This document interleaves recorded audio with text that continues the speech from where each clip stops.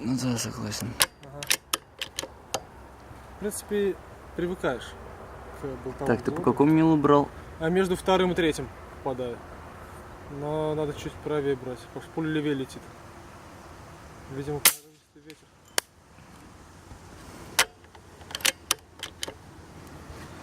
Так, еще раз, какая дистанция?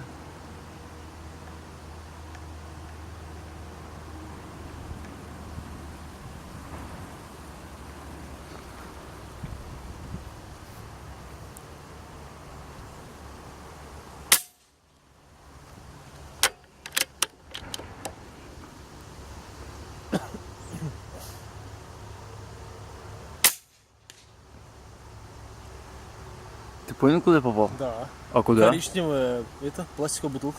А, это пластиковая бутылка. Да. Ты думал это? Я думал, стеклянная. Нет, стекло, самый правый зеленый, давай по ней поработай. А потом по майонезу можно.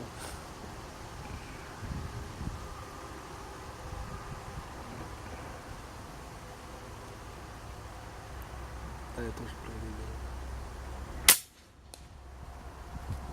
Ну, справа ветер, да? Правильно. Представляешь, 4,5 калибр пришлось какую поправку бы делать.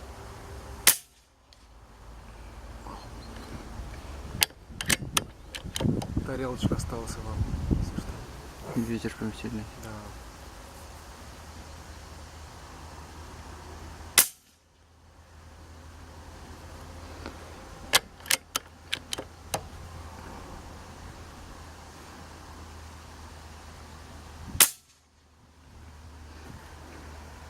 А ты сможешь сейчас прям камеру снять, показать, какая дистанция?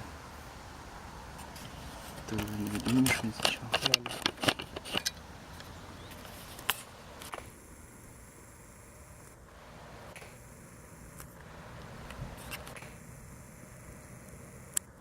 А теперь отведи меня, покажи.